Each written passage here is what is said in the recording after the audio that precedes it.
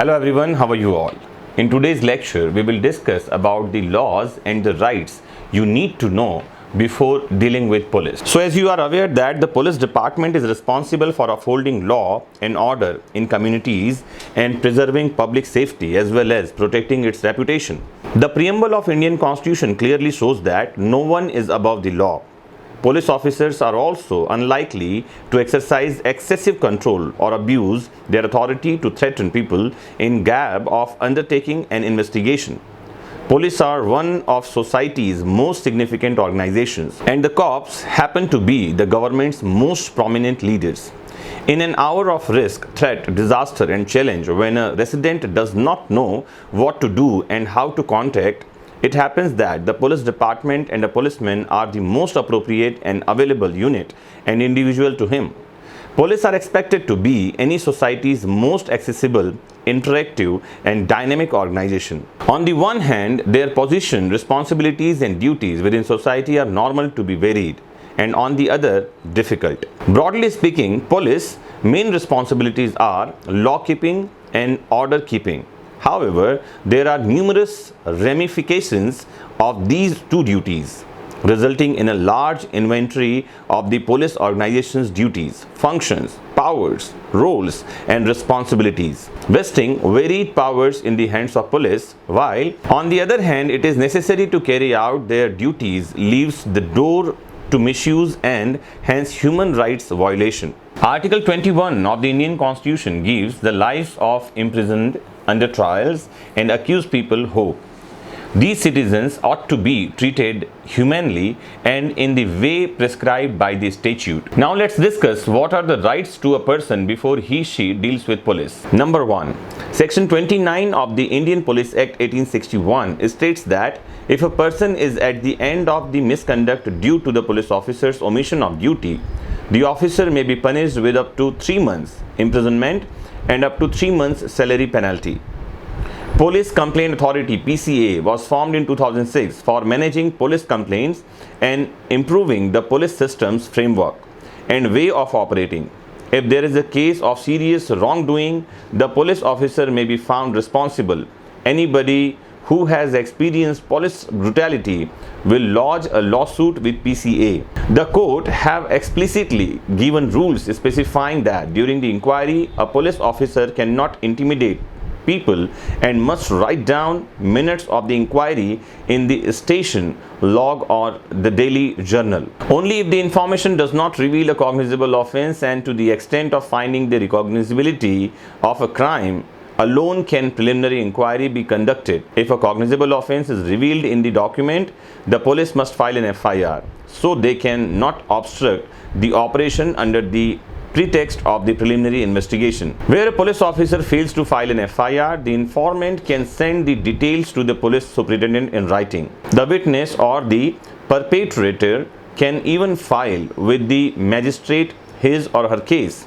If a person is summoned to the basis of being mentioned in a petition or listed as a witness, the police officer shall request a formal subpoena under Section 160 of the Code of Criminal Procedure 1973, stating the date and time for attendance.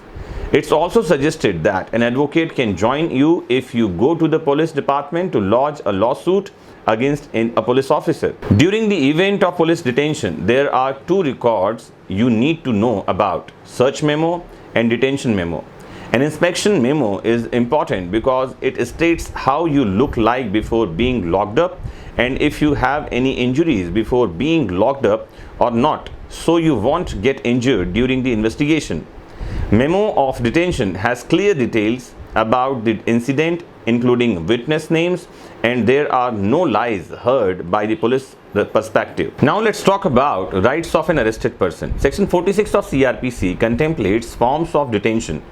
For example, surrender to imprisonment, physical handling of the body, or confining it. The arrest is a curtailment of human rights. When subjected to jail, by gestures or by actions, detention will be affected by physical communication. When force is required, it should not be more than is justly necessary, because this provision does not grant the power to inflict death to a person who is not charged with a crime punishable by death or life imprisonment. where a woman is to be detained, the police officer shall not contact the woman's body for making an arrest unless the police officer is a woman who will be believed to be detained on her submission to custody on oral intimation. Also, no woman shall be arrested after sunset and before sunrise. Section 50, subsection 1 of CRPC provides that any police officer or other person arresting any person without a warrant shall forthwith communicate to him full details of the offence for which he is being arrested or other reasons for such arrest. Apart from the provisions of CRPC, Article 22, Sub-Article 1 of the Constitution of India provides that no person arrested shall be held in custody without as soon as possible being told of the person for such detention, nor shall he be refused the right to consult and defend a legal practitioner of his choosing, centered on Supreme Court decision in Joginder Kumar versus the State of UP 1994 and D.K. Basu versus the State of West Bengal 1997. Under Section 41 of CRPC, broad powers are bestowed on police to apprehend, especially in committed crimes, without having to go to the magistrate and seek an apprehend warrant. No lawful arrest may occur if there is no evidence or fair belief that the person has been engaged in cognizable crime or commits the cognizable offence listed in Section 41. The responsibility is on the police officer to convince the court who has the fair ground of doubt in which the detention is questioned. With the exceptions of the above, Section 45 of the CRPC provides that members of the armed force may not be arrested for anything done in the performance of official duties except with the central government's consent. Section 54 of the CRPC allows the compulsory medical examination by a medical officer in the service of federal or state government or by a licensed medical practitioner in the case of any medical officer being unavailable. Only female police officers or licensed medical professionals may treat female arrestees. However, Sections 53 and 53A of CRPC specify that if there are fair grounds for assuming that an inspection of the accused person on charges of rape or other crime would include evidence for the conduct of a crime, it is lawful to inspect the blood traces, sperm, hair samples, fingernail cuts using modern and experimental techniques include DNA and so on. Section 49 of the CRPC states that there should be no more restriction than unjustly appropriate to deter escape. For example, fair force may, if required, be used for the purpose, but an arrest must take place before a person is held under some sort of constraint. It is unconstitutional to seize or prosecute without detention. Section 50, subsection 2 of CRPC provides that any person arrested without a warrant shall be informed immediately of the reason for his arrest, and where the arrest is made in a bailable case, the person shall be informed of the right to be released on bail. Section 50 is compulsory and fulfills the requirement given for in Article 20, Sub-Article 1 of the Indian Constitution. CRPC Section 51 requires a police officer to conduct a personal search for the people detained. Concerning the provisions of this clause, reference can be made to Article 20, Sub-Article 3 of the Indian Constitution, which is a protection against self-incriminating testimonial. While an accused cannot be compelled to show any evidence against him by obtaining a search warrant, he can be taken by statute from the possession of the property of the accused. It is important to follow scrupulously the civil and legal requirements to present an accused before a judicial magistrate within 24 hours of the arrest. This is provided under Section 57 of CRPC as well as Khatri versus the State of Bihar 1983. Section 57 applies exclusively to the issue of incarceration, period.